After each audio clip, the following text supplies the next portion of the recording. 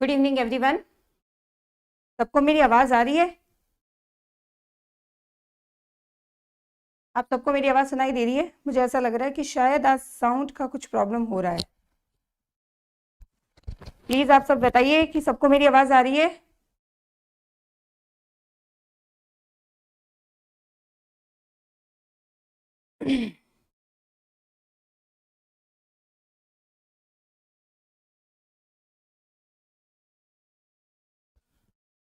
Krishna, Saurabh, please मुझे बताइए आवाज आ रही है आप सबको मेरी? ओके, मुझे ऐसा लग रहा था कि आज साउंड थोड़ा सा प्रॉब्लम हो रहा है। चलिए स्टार्ट करें। Which among the following India's oldest dynasty. देखो, पहली बार भारत में एक डायनेस्टी, डायनेस्टी मतलब एक राजवंश की स्थापना, एक वंश की स्थापना किसने की थी? वो की थी मौर्य डायनेस्टी ने। पहली बार मौर्य डायनेस्टी ने एक बड़े साम्राज्य की स्थापना की थी। उससे पहले भी हर्यक वंश था, नंद वंश था, पर ये जो साम्राज्य थे ये इतने बड़े साम्राज्य नहीं थे जितना कि मौर्य वंश था। तो मौर्य वंश की स्थापना की गई थी किसके, कब? चंद्रगुप्त मौर्य द्वारा। आंसर क्या होगा? मौर्य वंश। Fourth Indian empire was established by. Bharat का पहला साम्राज्य किसने स्थापित किया? अभी हमने बात की पहला साम्राज्य से पहला साम्राज्य कौन था? मौर्य साम्राज्य पहला साम्राज्य था। और ये साम्राज्य स्थापित किसने किया? चंद्रगुप्त मौर्य ने ये पहला साम्राज्य स्थापित किया था। 322 एडी में ये साम्राज्य उन्होंने स्थापित किया था। अब देखो, कनिष्क, कनिष्क कौन से वंश है? कुषाण वंश से। Harshvardhan, Vardhan dynasty. Okay, Vardhan dynasty. Chandragupta Maurya, Samudragupta, Gupta periods, गुप्त डायनेस्टी। और आंसर क्या होगा हमारा? Chandragupta Maurya. Chandragupta Maurya figures prominently in the book of. Chandragupta Maurya का उल्लेख किस पुस्तक में, किसकी पुस्तक में हमें मिलता है? देखो, शूद्रक ने क्या लिखा था? शूद्रक ने लिखा था मृच्छकटिकम। ओके, वो एक संस्कृत प्ले था। भास ने क्या लिखा था? स्वप्न वासव दत्ता। ये दोनों ही बुक्स हमको मौर्य के बारे में बहुत सारी जानकारी, इसके बारे में जानकारी नहीं देती। हमको जानकारी किससे मिलती है? हमको जानकारी मिलती है विशाख दत्त की मुद्रा राक्षस से। विशाख दत्त ने क्या लिखा है? मुद्रा राक्षस। कल हमने बात की थी, विशाख दत्त ने एक और बुक लिखी थी, देवी चंद्रगुप्त। देवी चंद्रगुप्त से हमें गुप्त साम्राज्य के बारे में इंफॉर्मेशन मिलती है। और मुद्रा राक्षस से विशाख दत्त ने जो लिखी है, विशाख दत्त ने, वो उससे हमें मिलती है किसके बारे में जानकारी? उसके बारे में सॉरी, मौर्य वंश के बारे में जानकारी मिलती है। और देवी चंद्रगुप्त से गुप्त वंश के बारे में। ये दोनों ही बुक विशाख दत्त की लिखी हुई है। अश्वघोष, अश्वघोष कौन थे? एक बुद्धिस्ट मॉन्क थे। ओके, जिन्होंने एक महाभाष्य लिखा है बुद्ध पर। ओके, बुद्ध धर्म पर महाभाष्य लिखा था कि वो अशोक अश्वघोष है। तो हमारी मुद्रा राक्षस। इसके अलावा और कौन से इंफॉर्मेशन और कौन से सोर्सेज हैं? इन सोर्सेज के अलावा मेगास्थनीज की इंडिका, इंडिका मेगास्थनीज जो ग्रीक एम्बेसडर था, जो भारत में आया था चंद्रगुप्त मौर्य के समय। सेल्यूकस का वो क्या था? एम्बेसडर था, जो चंद्रगुप्त मौर्य के दरबार में था। उसने इंडिका लिखी थी। और मेगास्थनीज को ऐसा कहा जाता है, पहली बार भारत की हिस्ट्री लिखी गई थी वो मेगास्थनीज के द्वारा लिखी गई थी, इसलिए उसको क्या कहा जाता है कि the father of Indian history कहा जाता है। हेरोडोटस को फादर ऑफ हिस्ट्री कहा जाता है, उसको फादर ऑफ इंडियन हिस्ट्री कहा जाता है। इंडिका। इसके अलावा कौटिल्य की अर्थशास्त्र, कौटिल्य ने क्या लिखी थी? अर्थशास्त्र। इससे भी हमें गुप्त मौर्यन पीरियड के बारे में बहुत सारी जानकारी मिलती है। इसके अलावा बुद्धिस्ट और जैन लिटरेचर, ये भी हमें जानकारी देते हैं। दीपवंश, महावंश, ये बुद्धिस्ट लिटरेचर, ये हमें जानकारी देते हैं मौर्यन पीरियड के बारे में।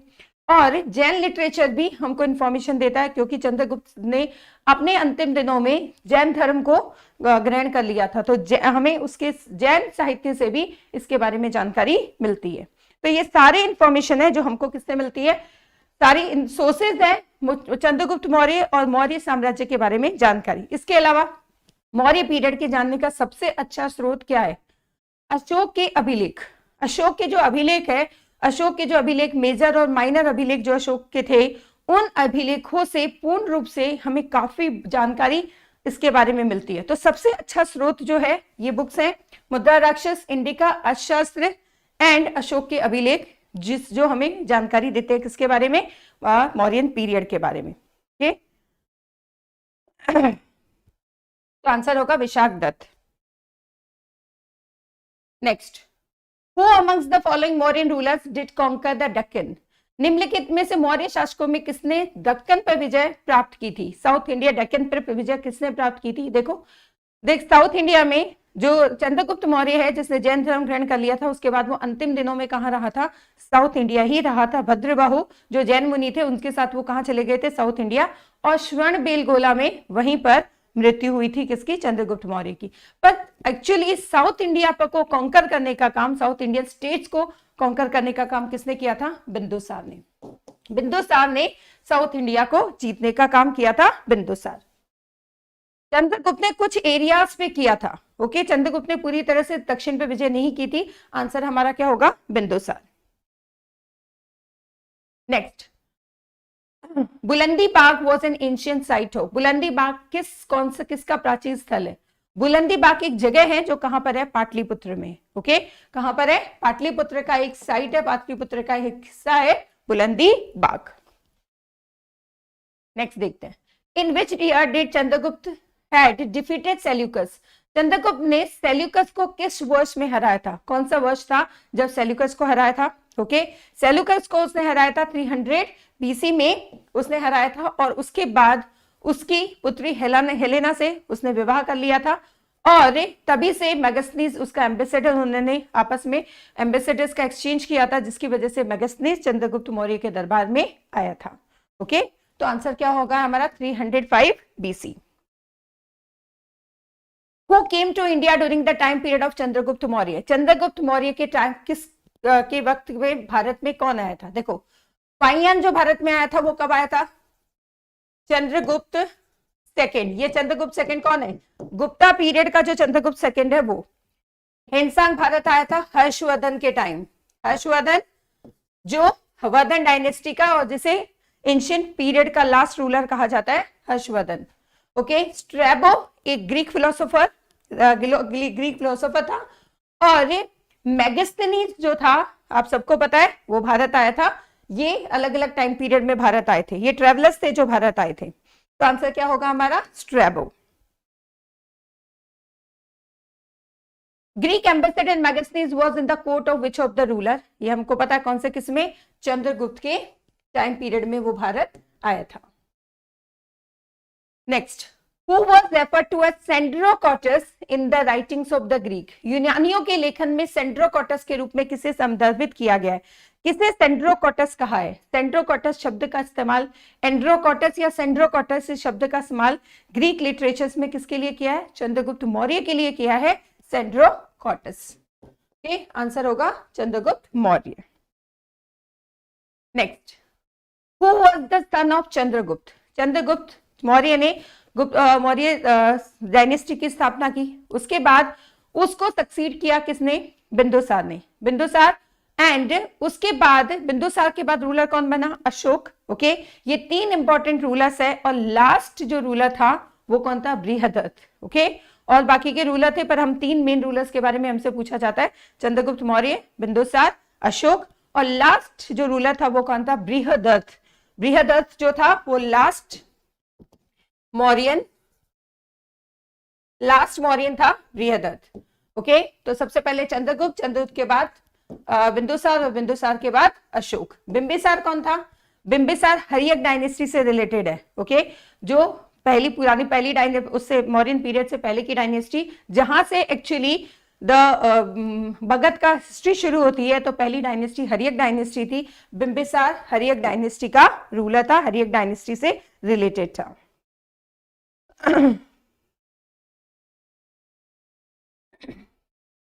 ये अशोक किसने लिखा?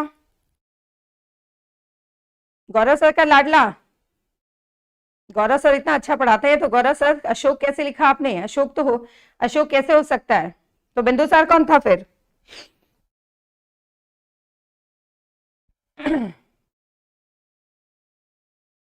बिंबिसार हर्यक वंश से था, बिल्कुल। बिंबिसार हर्यक वंश से, बिंबिसार, ओके। अजात शत्रु वाला, बिल्कुल अजात शत्रु वाला, बिंबिसार अजात शत्रु, हर्यक डायनेस्टी। उसके बाद दूसरी डायनेस्टी नागवंश, नाग डायनेस्टी, देन आफ्टर उसके बाद नंद डायनेस्टी, और नंद डायनेस्टी के बाद जिसमें धननंद और महापदम नंद ये रूलर्स थे, और नंद डायनेस्टी के बाद कौन सी डायनेस्टी शुरू हुई थी, वो मौर्यन डायनेस्टी थी। ये मगध की हिस्ट्री है।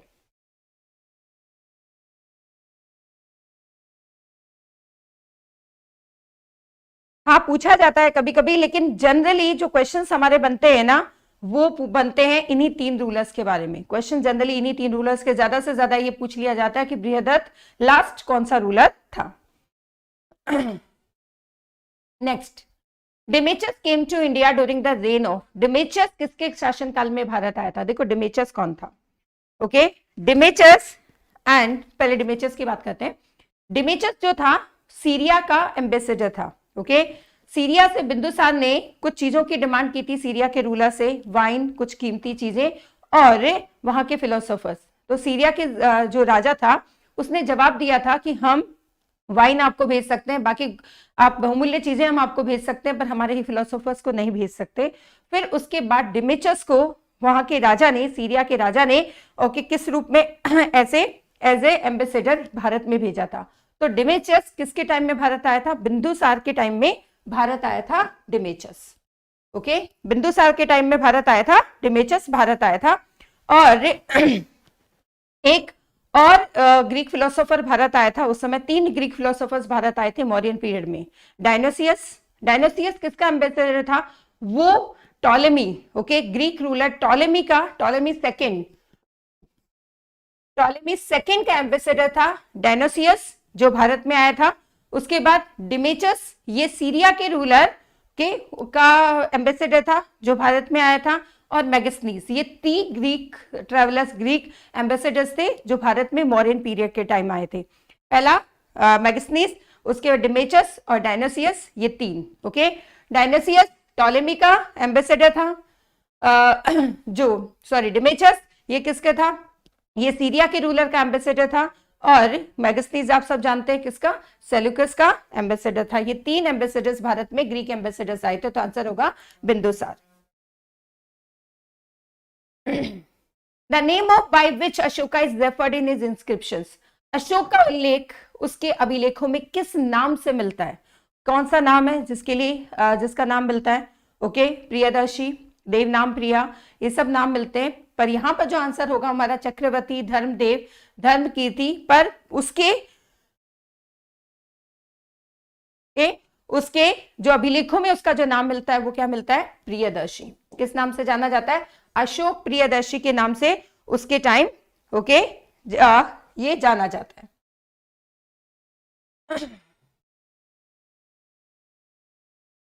हाँ yes, which of the king has been mention the Priyadarshi और देव नाम प्रिया इन हिज इंस्क्रिप्शन। अभी हम बात कर रहे थे किसको? देव नाम प्रिया या प्रियदर्शी, दोनों ही जो नाम है वो किस अशोक के लिए यूज होते हैं उसके इंस्क्रिप्शन में। आंसर होगा Ashoka. A Buddhist council during the reign of Ashoka was held at, एक बुद्धिस्ट काउंसिल जो अशोका के टाइम हुई थी। देखो चार बुद्ध संगीत, बोध संगीतियां हुई थी, ओके 4 बोध संगीतियां हुई थी। पहली बोध संगीति जो हुई थी वो अजात शत्रु के टाइम हुई थी। अजात शत्रु जो हर्यक वंश का था उसके टाइम में पहली बोध संगीति हुई थी, ओके दूसरी जो बोध संगीति हुई थी वो हुई थी किसके टाइम? कालाशोक के टाइम, जो नाग वंश का शासक था कालाशोक, उसके टाइम हुई थी वैशाली में।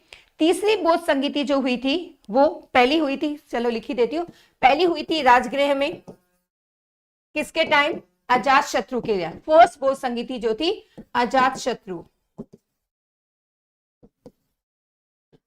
के टाइम। इस समय ओके विनय पिटक और सुत पिटक, इन 2 ग्रंथों की रचना की गई थी। विनय पिटक और सुत पिटक, इन 2 ग्रंथों की रचना की गई थी।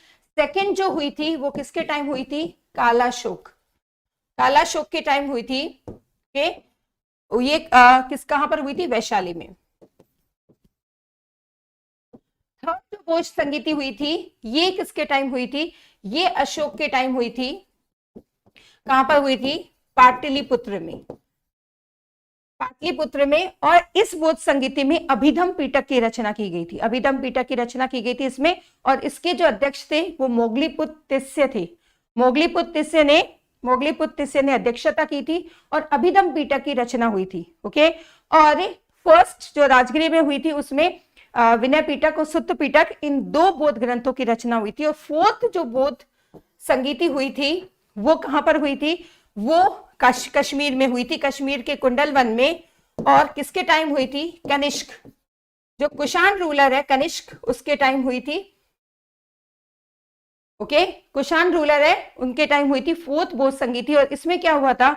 इसमें बौद्ध धर्म 2 भागों में बट गया था, महायान और हीनयान, इन 2 भागों में बट गया था। और इसके अध्यक्ष कौन थे? वसुमित्र इसके अध्यक्ष थे। ओके, ये 4 बौद्ध संगीतियां हुई थी। इसके अलावा 2 जैन संगीतियां भी हुई थी।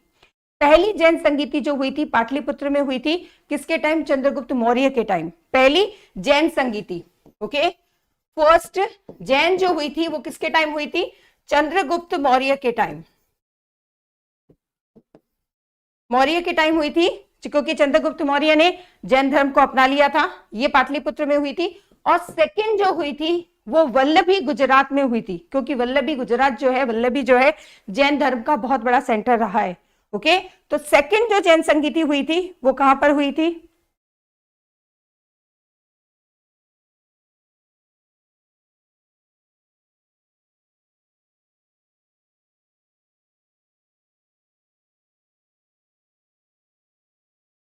बिल्कुल कृष्णा, इसके बारे में हम सोचेंगे। बिल्कुल सौरभ, सोचेंगे इस बारे में, हम बात करेंगे टीम से।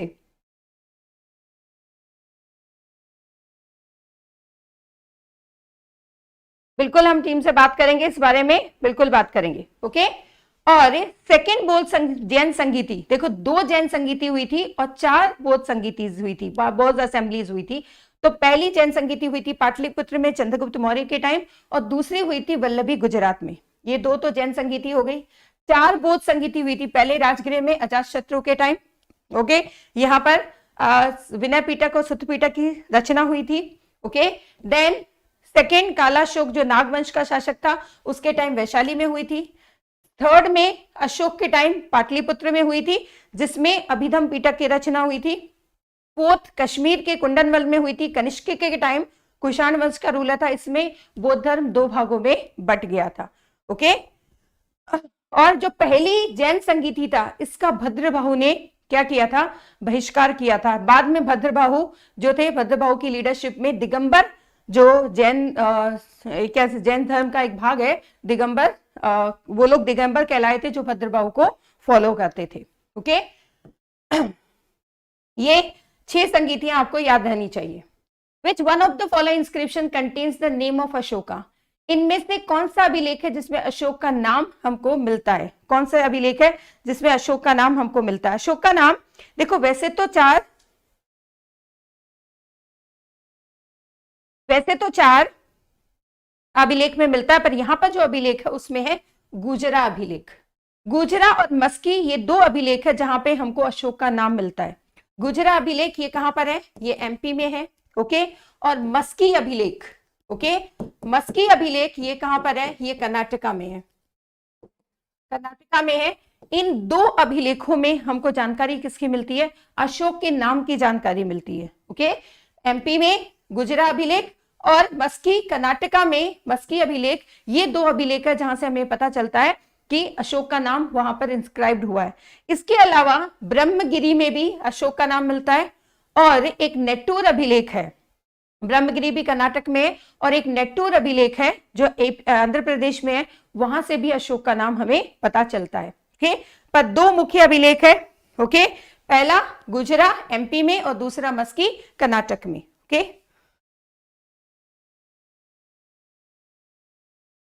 Next, Turamaya a contemporary of Ashoka was the ruler of. Ashok के समकालीन तुरमय किसके शासक थे? अशोक ने अपने इंस्क्रिप्शंस में उसकी उल्लेख किया है। तुरमय कंटेम्पररी रूलर थे कहां के? इजिप्ट। अशोक के टाइम इजिप्ट के रूलर थे तुरमय। इसके बारे में अशोक ने अपने इंस्क्रिप्शन में इनको इंस्क्राइब किया है, इसके बारे में लिखा है। तो आंसर क्या होगा हमारा? Egypt. Next, Ashokan inscription were first deciphered by. Ashoka के अभिलेखों की व्याख्या सर्वप्रथम किसने की थी? देखो, अशोक के अभिलेख हैं जो 2 लिपियों में है, ब्रह्मी और खरोष्ठी। बाकी सारे अभिलेख ब्राह्मी में है, पर 2 अभिलेख खरोष्ठी में है, मानशेहरा और शाहबाजगढ़ी। पहली बार अशोक के अभिलेखों की जो व्याख्या है उनको पढ़ा किसने था? जेम्स प्रिंसेप ने पढ़ा था। कौन से ईयर में? 1837 में। 1837 में पहली बार जेम्स प्रिंसेप ने किसको पढ़ा था? अशोक के अभिलेखों को पढ़ा था। अशोक के अभिलेख किसमें? ब्राह्मी और खरोष्ठी। खरोष्ठी,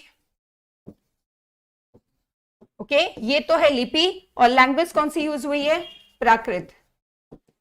कौन सी भाषा का प्रयोग किया गया है? प्राकृत भाषा का उपयोग किया गया है। 1837 में पहली बार जेम्स प्रिंसेप ने इसको पढ़ा था। Which of the following information is found in Ashoka's inscription? निम्नलिखित में से कौन सी जानकारी अशोक के अभिलेखों से मिलती है? कौन सी जानकारी? लाइफ स्टोरी, हाँ बिल्कुल मिलती है। अशोक के जन्म के बारे में हम जानते हैं, उसकी आंतरिक नीति के बारे में भी पता चलता है, उसकी विदेश नीतियों के बारे में भी पता चलता है। उसके 13 अभिलेख में जहां उसने कलिंग के युद्ध की बात की है और कलिंग के युद्ध के बाद बौद्ध धर्म को अपनाने की बात की है, उसके बाद से पहली उसकी आंतरिक नीति और उसके बाद उसकी विदेश नीति यानी दूसरे राज्यों से भी उसकी नीति क्या रहेगी, इन सब नीतियों के बारे में हम उसके अभिलेखों से पता करते हैं। तो यहाँ आंसर क्या होगा? बिल्कुल चंदन, आपकी बात हम टीम से करेंगे और उसके बारे में कोई स्टेप जरूर लेंगे, ओके, बहुत जल्द। तो यहां पर क्या हो गए? All options are correct. सारी ही इंफॉर्मेशन हमको, सारी उसकी लाइफ हिस्ट्री, उसकी पॉलिसीज, उसके धर्म के प्रति नीति, उसके राज्यों के प्रति नीति, उसकी बाहरी फॉरेन पॉलिसीज जो है, उन सब के बारे में इंफॉर्मेशन हमको किससे मिलती है? उसके इंस्क्रिप्शन हमें इंफॉर्मेशन देते हैं। Next, Which Buddhist text contains an account of the Mauryan Emperor Ashoka? Maurya सम्राट अशोक का विवरण किस बौद्ध धर्म से मिलता है? ओके, कौन सा बौद्ध ग्रंथ है? मैंने कहा था जैन और बौद्ध लिटरेचर, ये दोनों लिटरेचर हमको जानकारी किसके बारे में देते हैं? ये मौर्यन पीरियड के बारे में हमको जानकारी देते हैं। तो यहाँ पर कौन होगा? यहाँ पर जो बौद्ध लिटरेचर है, ओके, श्रीलंका का जो बौद्ध लिटरेचर है जिसका नाम है महावंश, ओके, महावंश से हमें किसके बारे में जानकारी मिलती है? महावंश से हमें जानकारी मिलती है किसके बारे में? अशोक के बारे में। विनय पिटक, सुत्त पिटक और ये तीनों बौद्ध लिटरेचर है। त्रिपिटक से इनको कहा जाता है। इनको क्या कहा जाता है? त्रिपिटक, ओके, जो बौद्ध धर्म के बारे में हमें पूरी जानकारी देते हैं। आंसर होगा Mahavamsa. Which of the following Ashokan script is in Kharosthi script? निम्नलिखित में अशोक का कौन सा अभिलेख खरोष्ठी लिपि में? अभी हमने बात किया था कि अशोका की 2 ही अभिलेख है जो खरोष्ठी लिपि में, बाकी सारे ब्राह्मी लिपि में। पहला एक है मानशेहरा जो पाकिस्तान में है, दूसरा है शाहबाजगढ़ी, ये भी पाकिस्तान में है। ये दोनों अभिलेख हैं जिससे हमें जो खरोष्ठी लिपि में लिखे गए हैं, बाकी सारे अभिलेख ब्राह्मी लिपि में है। ओके, तो आंसर क्या होगा? यहाँ पर आंसर कलसी कहां पर है? उत्तराखंड में है, गिरनार गुजरात में है। ओके, तो ये आंसर हमारा क्या होगा? शाहबाजगढ़ी। शाहबाजगढ़ी के अलावा एक और है, वो है मानशेहरा या मानशेरा अभिलेख कहा जाता है उसको, के मानशेरा अभिलेख। ये दोनों अभिलेख कहां पर है? ये दोनों अभिलेख पाकिस्तान में है, और ये दोनों ही अभिलेख है जो किस में लिखे गए? ये दोनों अभिलेख लिखे गए हैं खरोष्ठी में। बाकी सारे अभिलेख किसमें है? ब्राह्मी में है। Which of the following Ashokan inscription devoted to the principle of religious tolerance completely? निम्नलिखित में से अशोक का कौन सा शिलालेख पूरी तरह धार्मिक सहिष्णुता के सिद्धांत को समर्पित है? देखो, अशोक ने बाद में बौद्ध धर्म को अपना लिया था, लेकिन फिर भी अशोक सभी धर्मों के लिए सहिष्णु था। ओके, सभी धर्मों के लिए रिलीजियस टॉलरेंस था, और उसकी इस नीति के बारे में हमें कौन से अभिलेख से पता चलता है? उसके 12वें अभिलेख से हमें पता चलता है कि अशोक की जो धर्मों की प्रति नीति थी वो धार्मिक सहिष्णुता की, रिलीजियस टॉलरेंस की थी। तो कौन सा होगा answer? Rock edict 12।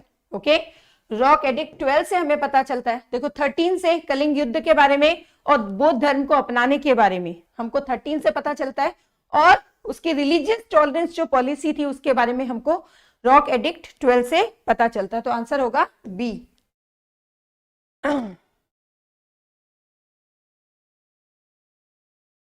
In which of the relief inscriptions is Ranyo Ashok, okay, mentioned along with the stone portrait of Ashoka? Ashok के स्टोन पोर्ट्रेट के साथ कौन सा वो मोती अभिलेख है जिसमें उसे रानी अशोक मतलब राजा अशोक ओके टर्म का इस्तेमाल उसके लिए किया गया है? ये कौन सा अभिलेख है? ये जो अभिलेख है ये है कंगनहली अभिलेख जो है जिसमें उसके लिए रानी अशोक टर्म का इस्तेमाल किया गया है। तो आंसर क्या होगा? कंगनहली। आंसर होगा कंगनहली। और कंगनहली कहां पर है? ये कर्नाटका में है। कंगनहली कहां पर है? कर्नाटका में कंगनहली है, कर्नाटका में। ओके, एक्सक्यूज मी, एक मिनट है।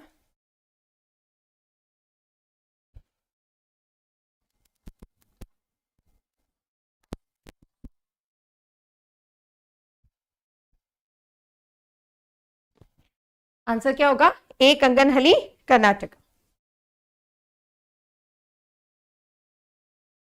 Ashoks connection with the Buddhism is evident from which one of the following addicts?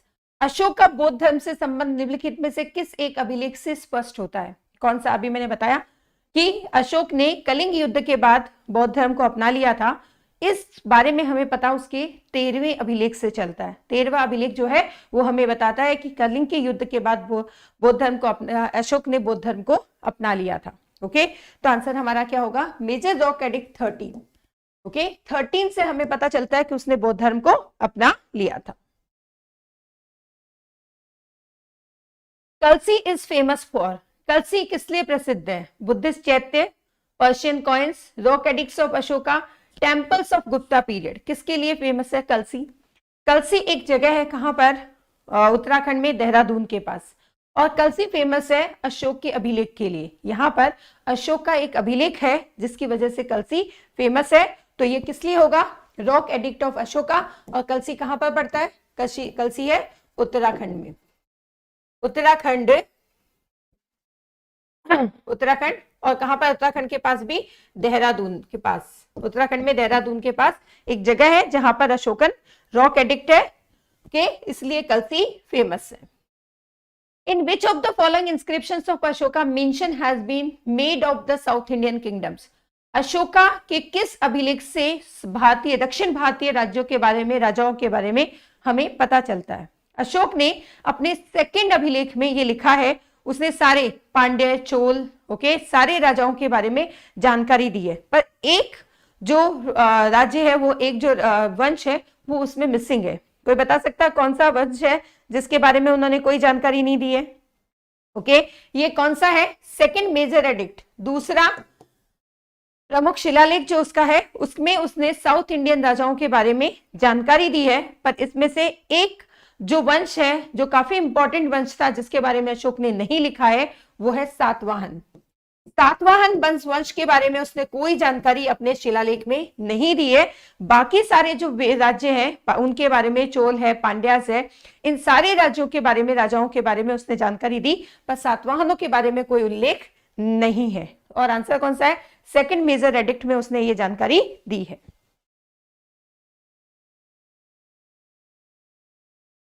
ये तो हम कर चुके हैं। Who of the following had first deciphered the edicts of Ashoka? Ashok की जो शिलालेख को सबसे पहले किसने पढ़ा था? जेम्स प्रिंसेप ने पढ़ा था 1837 में।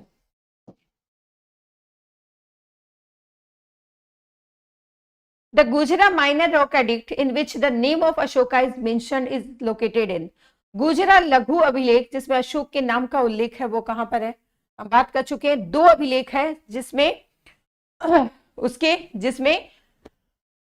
उसके नाम का उल्लेख है, वो है एक मस्की अभिलेख जो कहां पर है? कर्नाटका में। और दूसरा जो है गुजरा अभिलेख है जो कहां पर है? एमपी में है। तो यहां पर आंसर क्या होगा? क्या होगा? Datia district of Madhya Pradesh. Answer B. Answer क्या होगा? बी होगा। मध्य प्रदेश में ये अभिलेख स्थित है। राजूकास कौन थे? ओके, राजूकास, देखो हम बात करें बहुत सारे जो अधिकारी थे उन अधिकारियों के बारे में हम बात करते हैं। वो अधिकारी जो मुगल पीरियड में कार्य करते थे। देखो सबसे पहले हम बात करते हैं मुगल पीरियड में सबसे पहले जो अधिकारी है वो सनीधाता। सनीधाता जो होता था वो होता था कोषाध्यक्ष। देखो बात करें पहले कौन सा है? सनी धाता। सनी धाता जो होता था वो होता था कोषाध्यक्ष, कोषाध्यक्ष होता था सनी धाता। इसके अलावा व्यवहारिका जो होता था वो मजिस्ट्रेट होता था, और व्यवहारिका क्या देखता था, व्यवहारिका देखता था जो सिविल जो मामले हैं उन मामलों को देखता था, वो होता था व्यवहारिका। व्यवहारिका ये सिविल मामलों को देखता था, और ये क्या उनसा होता था, चीफ मजिस्ट्रेट होता था। फिर प्रदेशता, प्रदेशता भी चीफ मजिस्ट्रेट होता था, ओके, लेकिन ये कौन से मामलों को देखता था, ये क्रिमिनल मामलों को देखता था, वो कहलाता था प्रदेशता। इसके अलावा सीताध्यक्ष होता था, सीताध्यक्ष, सीता मतलब होता था भूमि, भूमि का जो अध्यक्ष होता था उसको कहा जाता था सीताध्यक्ष, सीताध्यक्ष होता था। इसके अलावा युक्ता होता था, युक्ता कौन होता था, युक्ता रेवेन्यू ऑफिसर होता था, ओके। डिस्ट्रिक्ट में रेवेन्यू कलेक्शन का काम कौन करता था, युक्ता, रेवेन्यू ऑफिसर होता था, ओके, रेवेन्यू ऑफिसर। ये सारे कुछ थे, व्यवहारिका, सन्निधाता, व्यवहारिका जो सिविल, प्रदेशिता, ये दोनों मजिस्ट्रेट होते थे, युक्ता होता था रेवेन्यू ऑफिसर होता था। इसके अलावा अब राजुका जो होते थे, राजुका कौन होते थे, राजुका जो काम पटवारी का होता है, ओके, जमीन का लेखा जोखा सारा काम जो करता था वो राजुका करता था। और तो यहां पर आंसर क्या होगा, traders in the Chola kingdom, officers in the Mauryan period, feudal lords of Gupta empire and soldiers in the Shaka army. तो यहां पर हमारा क्या होगा, ऑफिसर्स। ऑफिसर्स कौन से ऑफिसर्स होते थे, ये पटवारी का जो काम आज हमारे यहाँ होता है, वो पटवारी का काम करने का काम कौन क्या करते थे, राजुकास। बाद में राजुकास को दंड देने का अधिकार भी दे दिया गया था। पहले सिर्फ ये पटवारी का काम देखा करते थे, लेकिन बाद में उन्हें दंड देने का अधिकार भी किसको दे दिया गया था, राजुकास को दंड देने का अधिकार भी दे दिया गया था। इसके अलावा एक समाहर्ता भी होता था जिसको रेवेन्यू कलेक्टर कहा जाता था। मेन रेवेन्यू कलेक्टर जो होता था वो समाहर्ता होता था, रेवेन्यू कलेक्टर वो कौन होता था, समाहर्ता होता था, ओके। और डिस्ट्रिक्ट में जो रेवेन्यू कलेक्शन का काम करता था वो कौन होता था, वो युक्ता होता था। ये कुछ ऑफिसर्स होते थे, तो आंसर हमारा होगा officer in the Mauryan empire.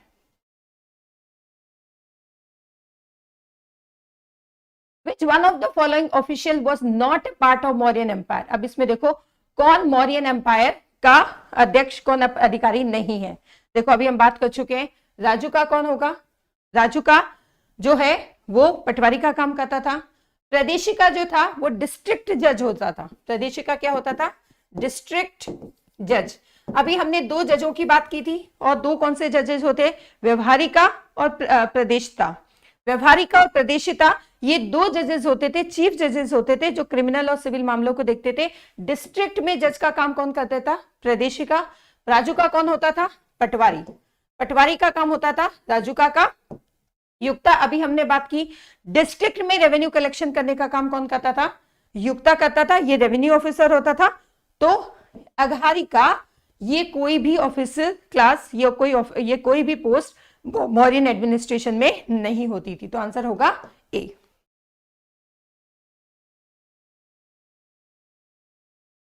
Which of the following Mauryan official was the in charge of weights and measure? Maurya अधिकारी जो बाट और माप का प्रभारी होता था, ओके, वो कौन होता था, वो होता था, देखो मैंने अभी सीता अध्यक्ष की बात की थी। सीता कौन, सीता अध्यक्ष क्या होता था, सीता जो कृषि भूमि होती थी उसको सीता कहा जाता था, और उसकी देखरेख करने वाला जो अध्यक्ष होता था उसको सीता अध्यक्ष कहा जाता था। सीता कर जो होता था वो भूमि कर को सीता कर कहा जाता था, भूमि पर जो कर लिया जाता था उसको सीता कर कहा जाता था, ओके। तो यहाँ पे जो हमारा ए है, पोटावा अध्यक्ष, पोटावा अध्यक्ष जो होता था वो मेजर, वेट और मेजर के लिए काम करता था, उसके अंडर में वेट और मेजर का निर्धारण होता था। तो आंसर हमारा क्या होगा, ए।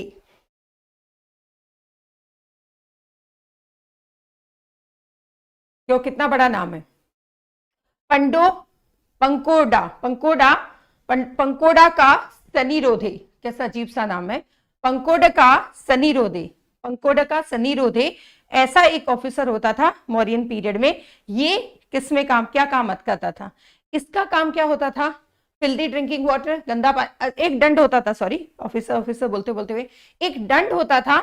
ये किस लिए ये दंड दिया जाता था, ओके, ये दंड दिया जाता था गंदा पानी पीने के लिए, सड़क तोड़ने के लिए, कचरा फेंकने के लिए, और स्टेंचिंग टेम्पल्स के लिए, इन सब के लिए किसके लिए ये दिया जाता था? ये दंड दिया जाता था स्लशिंग ऑफ रोड्स।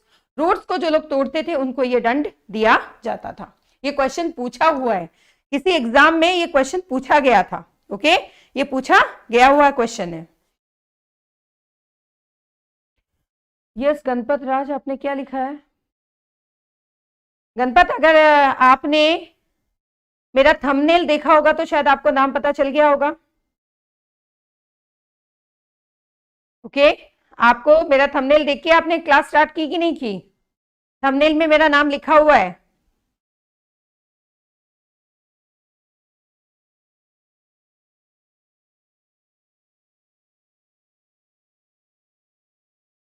आपका मास्क कहाँ है? घर में रह के आप मास्क लगाते हैं? मास्क लगा के मैं आपको पढ़ा पाऊंगी?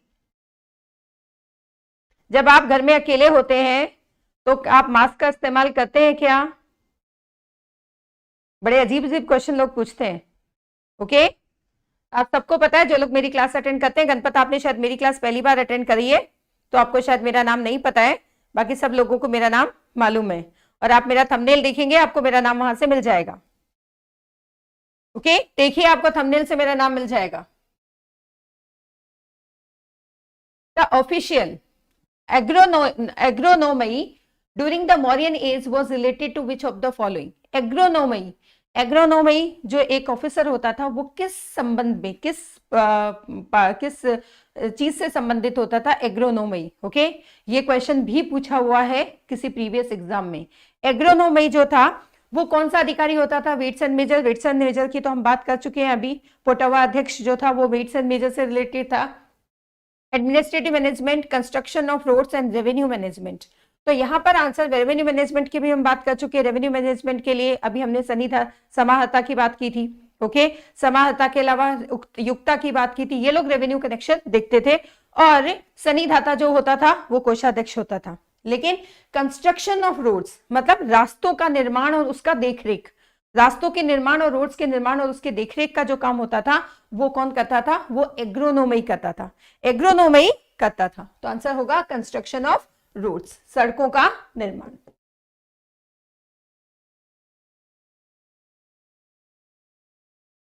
Welcome to my class Amit, आइए रोज देखा कीजिए क्लास आप। Sita in Maurya period means, Maurya काल में सीता का क्या अर्थ था? मैं आपको बता चुकी हूं, मौर्य काल में सीता का अर्थ था भूमि, और सीता कर, भूमि कर कहा जाता था सीता कर। और भूमि की जो देखभाल, कृषि योग्य जो भूमि होती थी उसको सीता कहा जाता था। और इस भूमि की जो देखरेख करने का अध्यक्ष होता था उसको सीता अध्यक्ष कहा जाता था। और कृषि योग्य भूमि पे जो कर लिया जाता था उस कर को सीता कर कहा जाता था। ओके, तो आंसर क्या होगा? देखो, a religious act, the revenue from crown land. Okay, राजकीय संरक्षण के अंदर जो भूमि होती थी उस पर जो कर लिया जाता था उसको क्या कहा जाता था? सीता कर कहा जाता था। India first hospital and herbal garden were built by, Bharat का पहला अस्पताल और हर्बल गार्डन उद्यान किसने बनवाया था? कौन सा मौर्यन रूलर था जिसने पहली बार हर्बल गार्डन बनवाया था और एक हॉस्पिटल का निर्माण करवाया था? तो पहला हर्बल गार्डन और हॉस्पिटल का निर्माण करवाने वाले जो रूलर थे वो थे कौन? ओके, अशोक। अशोक ने पहली बार एक हर्बल गार्डन और एक हॉस्पिटल का निर्माण करवाया था।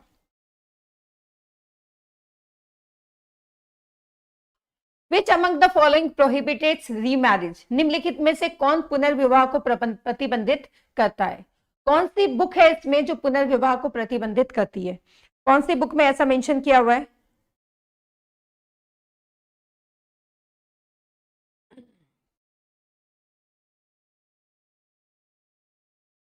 गणपत, अगर आपको क्लास अटेंड नहीं करनी है तो आप जा सकते हैं बेटा,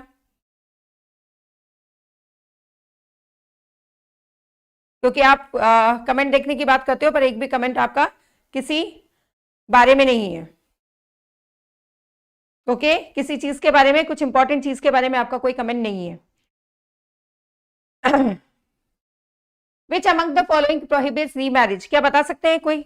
वेरी गुड सौरभ, अर्थशास्त्र। मैंने सोचा नहीं था ऐसा कोई आंसर देगा। देखो, अर्थशास्त्र में बहुत सारे ऐसे मामलों में, ओके, यहाँ सिर्फ विधवा विवाह की बात नहीं है, विधवा पुनर्विवाह की बात नहीं है। बहुत सारे ऐसे मामलों में कि अगर पति छोड़ के चला गया है या कहीं वो विदेश चला गया है या ऐसी बहुत सारी जो कंडीशंस में रीमैरिज को क्या माना गया है, ओके, प्रतिबंधित माना गया है। कौटिल्य ने ऐसा लिखा है अपनी बुक में कि पत्नी चाहे तो वो भाई से विवाह, मतलब पति के भाई से विवाह कर सकती है, या विवाह, उसको विवाह प्रतिबंधित, वैसे पुनर्विवाह क्या माना गया है, प्रतिबंधित माना गया है, किसी भी तरह का पुनर्विवाह प्रतिबंधित माना गया है। देखो जातका टेल्स में, इवन मनुस्मृति में, मनुस्मृति में, ओके, जो भारत की लॉ बुक कहलाई जाती है मनुस्मृति में, मनुस्मृति में भी विधवा को या पुनर्विवाह की अगर कैसी ऐसी कंडीशन हो जब पुनर्विवाह आवश्यक हो जाता है उस समय ऐसी छूट दी गई है।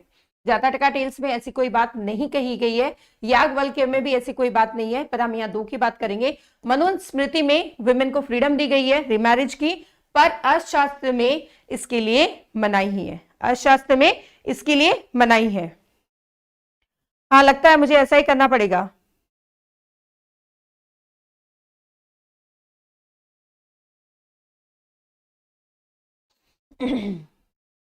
कुछ स्टूडेंट्स को सिर्फ दूसरों को डिस्टर्ब करने के लिए आते हैं।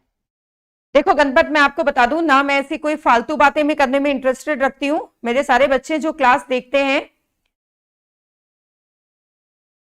ओके, मैं ना उनसे कोई फालतू बात करती हूँ, मेरा मकसद सिर्फ मेरे बच्चों को पढ़ाना है, ओके, और मैं उन्हीं से रिलेटेड बात करती हूँ। मैं बेकार की बातें क्लास में नहीं करती हूँ और ना ही मैं बेकार की बातों का जवाब देती हूँ। तो अगर आप इस तरह के मैसेज करेंगे तो आपको कोई जवाब नहीं मिलेगा, ओके। मैं ऐसी चीजों को इग्नोर करती हूँ क्योंकि मेरा होल एंड सोल मकसद है बच्चों को अच्छा से अच्छा नॉलेज देना, अच्छा ज्ञान देना, जिससे उनको कोई फायदा हो सके, ओके। उसीलिए, और सब जानते हैं जो रेगुलर बच्चे स्टूडेंट क्लास अटेंड कर रहे हैं काफी टाइम से, वो अच्छे से जानते हैं कि मैं बेकार की बातों पर कभी भी ज्यादा ध्यान नहीं देती हूँ। चलिए, कौटिल्य अर्थशास्त्र इज द बुक। कौटिल्य का अर्थशास्त्र एक पुस्तक है, किस पे? Economic relations, principles and practices of state craft, राज्य कला के सिद्धांत और अभ्यास, okay, foreign policy and wealth accumulation, okay. कौन सा इसमें आंसर क्या होगा? ओके, इसमें आंसर क्या होगा? देखो बी। हाँ, मेन जो है, अगर देखो इसमें तीन आंसर वैसे सही हैं। इकोनॉमिक रिलेशंस के बारे में भी उस ज्ञान देता है, लेकिन फॉरेन पॉलिसी के बारे में भी ज्ञान देता है। पर अगर मेन बात करें, ये दोनों चीजें किसमें आ जाती है? Principles and practices of state craft, okay. राज्य से संबंधित जो नीतियां हैं उसमें फॉरेन पॉलिसी भी आ जाती है और इकोनॉमिक रिलेशंस भी आ जाते हैं, दोनों ही चीजें यहां पर इंक्लूड हो जाती है। इसलिए हमारा आंसर क्या होगा? B, okay.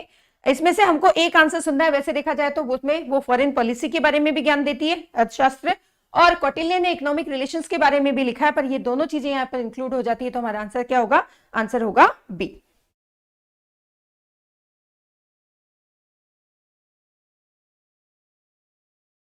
Which one of the following ancient Indian records is the earliest royal order to preserve the food grains to be utilized during the crisis in the country? निम्नलिखित में प्राचीन भारतीय अभिलेखों में से कौन सा देश में संकट के दौरान उपयोग में किए जाने वाले खाद्यों को संरक्षित करने का सबसे पहला शाही आदेश था?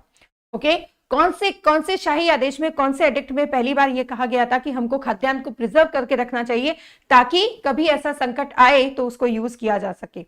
ओके, इसकी बात किसमें कही गई थी? इसकी बात कही गई थी रुमेनदेई पिलर अभिलेख। रुमेनदेई पिलर अभिलेख कहां पर मिलता है? नेपाल में, ओके।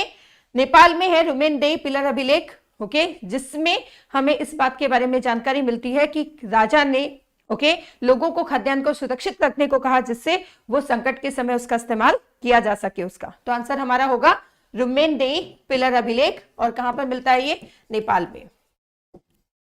आंसर होगा बी।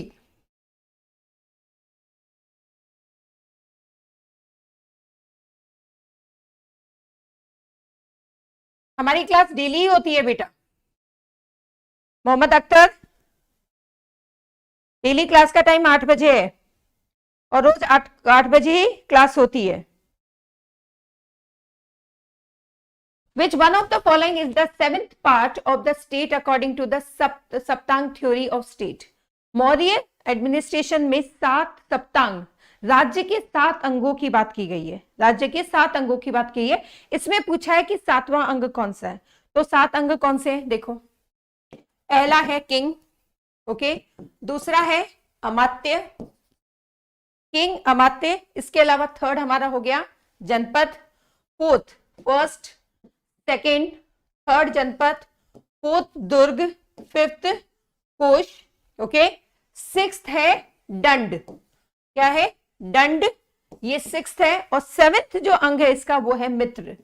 सेवेंथ अंग कौन सा है, सेवेंथ अंग कौन सा है, मित्र। ओके, राज्य की अकॉर्डिंग टू मौर्य एडमिनिस्ट्रेशन के हिसाब से राज्य के 7 अंग होते हैं। ओके, किसी भी राज्य को सक्सेसफुली चलाने के लिए 7 अंगों की जरूरत पड़ती है। 7 अंग कौन से हैं, किंग, अमात्य, जनपद, दुर्ग, कोश, दंड, और 7वां जो अंग उसको बताया गया है, 7वां अंग कौन सा है, 7वां अंग है मित्र। तो आंसर होगा 7th।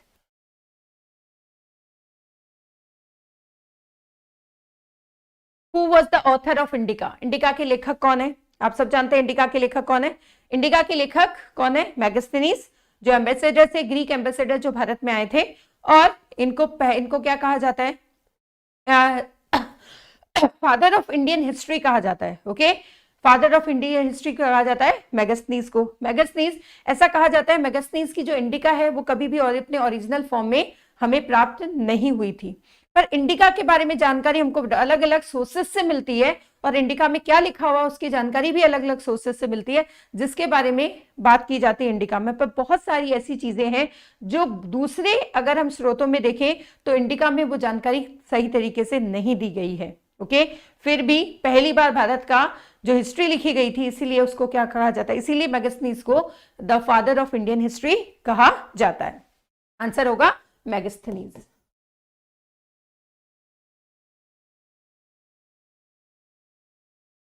Which one of the scripts of ancient India was written from right to left? प्राचीन भारत में निम्नलिखित में से कौन सी लिपि दाएं से बाएं लिखी गई है? ओके, दाएं से बाएं लिखी जाती है कौन सी?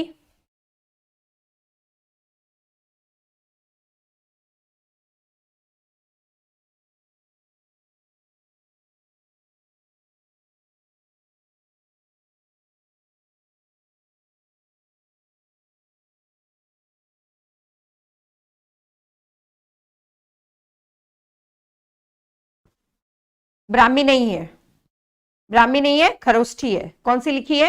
खरोष्ठी। ओके, खरोष्ठी जो लिखी है वो कहां से लिखी जाती है? वो दाएं से बाईं तरफ लिखी जाती है। ओके, दाएं से बाएं लिखी है। इस तरह से सिंधु घाटी सभ्यता की जो लिपि है वो भी इसी तरह से पता चलती है कि वो भी दाएं से बाएं लिखी गई है, फिर वापस बाएं से दाएं लिखी जाती थी, इस तरह से वो लिखी जाती थी। ओके, और यहाँ पर खरोष्ठी है, जनरली ब्राह्मी लिपि है। ब्राह्मी लिपि तो जनरली इस्तेमाल जो ब्राह्मी लिपि है वो उसको बाएं से दाएं लिखा जाता है, और खरोष्ठी को ओके, खरोष्ठी जो लिखी जाती है वो दाएं से बाएं लिखी जाती है। आंसर क्या होगा? Kharoshthi.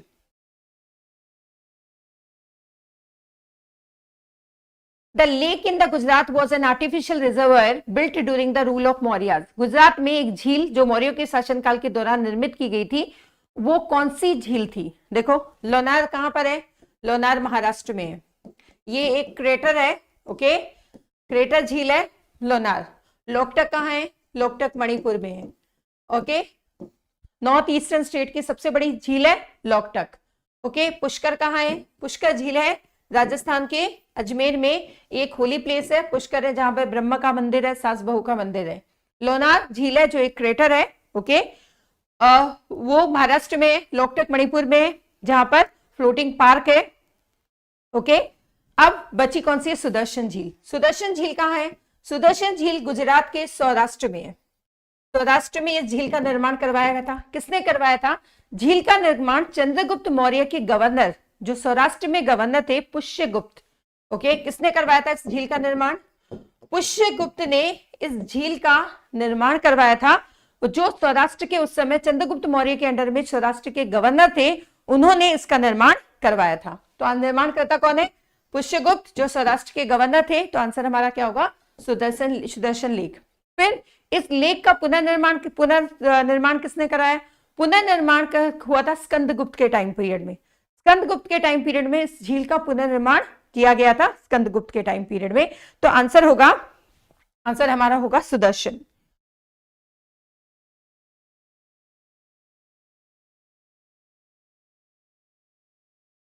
Which one of the following Indo-Greek ruler issued the lead coins? निम्नलिखित में से किस भारतीय यूनानी शासकों ने शीशे के जो सिक्के हैं वो जारी किए थे? शीशे के सिक्के जारी करने वाले यूनानी शासक कौन है? ओके, कौन से यूनानी शासक है शीशे के सिक्के जारी करने वाले? वो है स्ट्रेटो सेकंड। स्ट्रेटो सेकंड है, उन्होंने शीशे के सिक्के जारी किए थे। इसके अलावा और कौन से रूलर है जिन्होंने शीशे के सिक्के जारी किए थे इंडिया में? शीशे के सिक्के जारी करने वाले दूसरे रूलर इंडिया में सातवाहन थे। सातवाहन ने भी शीशे के सिक्के जारी किए थे। ओके, सातवाहनों ने भी शीशे। स्ट्रेटो सेकंड है जो यूनानी भारतीय इंडो ग्रीक शासक था जिन्होंने शीशे के सिक्के जारी किए थे, और सातवाहन ने भी शीशे के सिक्के जारी किए थे भारत में। ओके, तो आंसर क्या होगा हमारा? Strato second. Who one of the following had not come to India with Alexander? Okay, Alexander के साथ भारत में कौन नहीं आया था? नियरचोस, ओके, ओनियस सीट्रियस और डिमेचियस एंड एरिस्टोबुलस, इनमें से कौन भारत नहीं आया था? देखो, हम डिमेचियस की बात कर चुके हैं। डिमेचियस कौन सा? डिमेचियस सीरिया के जो रूलर थे, उनका एम्बेसडर था, जो किसके टाइम भारत आया था? बिंदुसार। किसके टाइम? बिंदुसार के टाइम भारत आया था। ओके, सीरिया का जो रूलर था वो सीरिया के रूलर के एम्बेसडर के रूप में भारत आया था। और ये तीनों नियरचस, ओनियस सीट्रियस और एरिस्टोबुलस, ये तीनों ही भारत में किसके साथ आए थे? अलेक्जेंडर के साथ, सिकंदर के साथ भारत आए थे, पर डिमेचियस इनमें से नहीं था। डिमेचियस किसके साथ कब आया था? ये बिंदुसार के टाइम भारत आया था, हम बात कर चुके हैं पहले क्वेश्चन में से। और ये सीरिया के जो शासक थे उनका क्या था? एम्बेसडर था। और सीरिया के शासक कौन था? एरिस्टोचियस जो था, उसका एम्बेसडर था जो भारत आया था, डिमेचियस। तो 3 ग्रीक में बात कर चुकी, 3 ग्रीक्स उस समय भारत आए थे। ओके, मौर्यन पीरियड में, जिसमें एक डायनोसियस था, दूसरा मेगास्थनीज था और तीसरा डिमेचियस था, जो बिंदुसार के टाइम भारत आया था। आंसर होगा सी।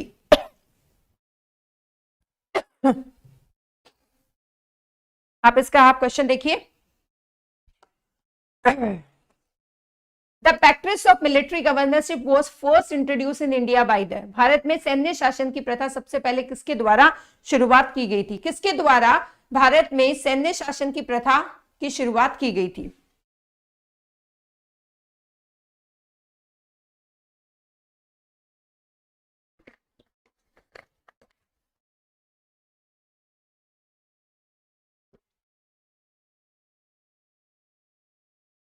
सैन्य शासन, मिलिट्री गवर्नरशिप, मिलिट्री की गवर्नरशिप, इसकी शुरुआत भारत में सबसे पहले किसके द्वारा की गई थी? ग्रीक्स ने सबसे पहले शुरुआत की थी किसकी? मिलिट्री गवर्नरशिप की। और पहली बार ग्रीक्स ने स्ट्रेटोगोस को, एक ऑफिसर थे, उसको पहली बार एक गवर्नर बनाया था। ओके, मिलिट्री ऑफिसर को तब से ग्रीक्स के द्वारा मिलिट्री गवर्नरशिप की शुरुआत की गई थी। तो आंसर हमारा क्या होगा? ग्रीक्स।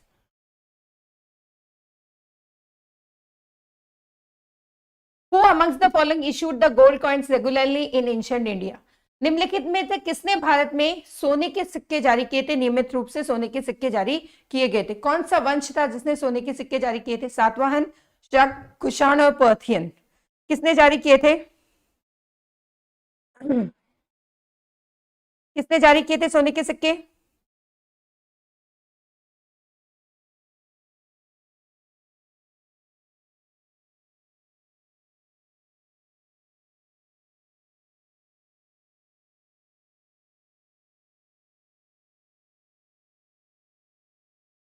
क्या दिखा हुआ है?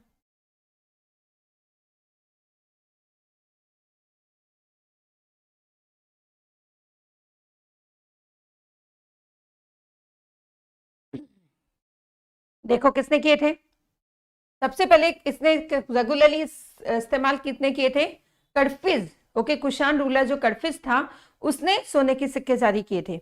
और सोने के सिक्के उस समय इस्तेमाल हुए थे। और सोने के सिक्के सबसे ज्यादा जो इस्तेमाल किसने किए थे?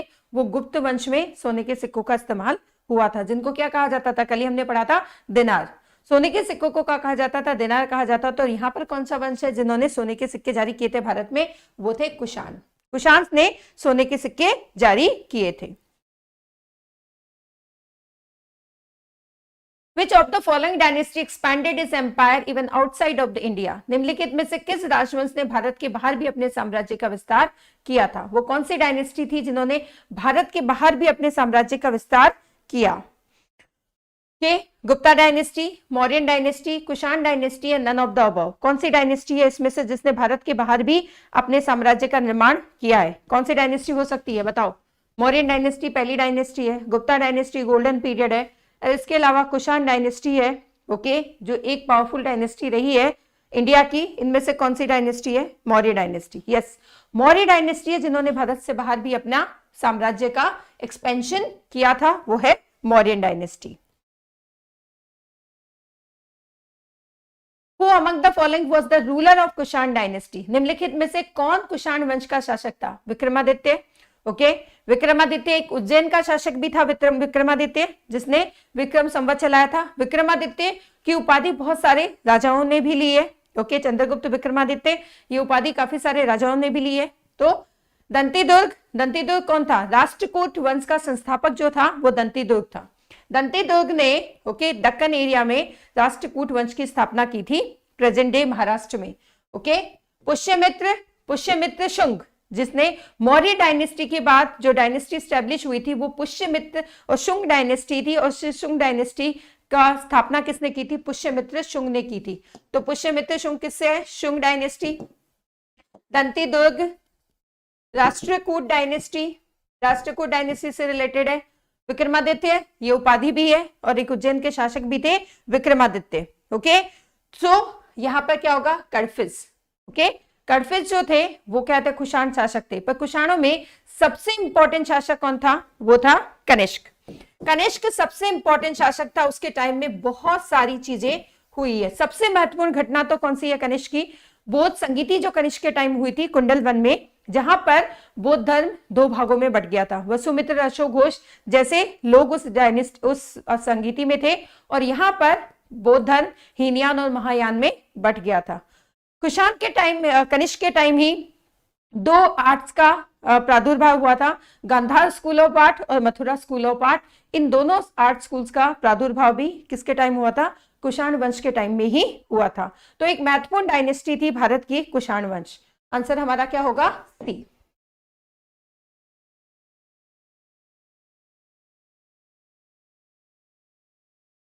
When was the Vikram Samvat started? Vikram Samvat की शुरुआत कब हुई थी? हिंसांग नहीं आया था कनिष्क के समय, ओके, हिंसांग नहीं आया था। हिंसांग हर्षवर्धन के समय भारत आया था।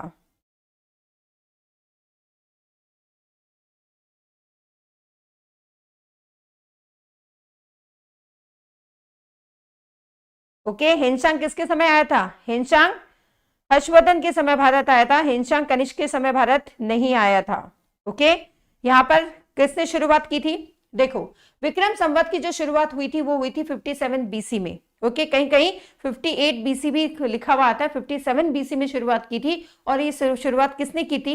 उज्जैन के एक रूलर थे, अभी मैंने बताया था, उज्जैन के एक रूलर थे विक्रमादित्य। उन्होंने विक्रम संवत की शुरुआत की थी 57 बीसी में, ओके। विक्रम संवत की शुरुआत 57 बीसी में हुई थी, ओके। तो आज के हमारे क्वेश्चंस है वो यहीं समाप्त होते हैं, यहीं हमारी क्लास आज खत्म होती है। कल फिर हम नए क्लास में नए क्वेश्चंस के साथ फिर मिलेंगे, और जल्दी ही हम शुरू करेंगे सीरीज दो प्रीवियस ईयर के जो क्वेश्चंस हैं उनकी सीरीज शुरू करेंगे। मैंने पहले भी कहा था, आपको कोई ऐसा टॉपिक लगता है जो आपको पढ़ना है एसएसटी में, सॉरी स्टैटिक जीके में, या किसी और सब्जेक्ट में जो जीके से रिलेटेड है, हम वो टॉपिक ले सकते हैं, वो आपको पढ़ा सकती हूँ। पर इसके अलावा देखते हैं जल्दी ही हम प्रीवियस ईयर्स शुरू करेंगे, ओके। तब तक के लिए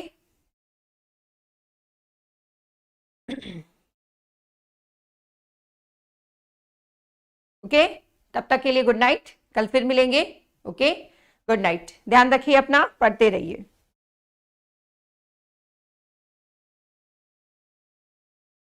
विशाल, आपने क्लास लेट अटेंड की है, मुझे तो जाना पड़ेगा, मेरी क्लास खत्म हो गई है। हाँ सौरभ, मिक्स ही करेंगे हम,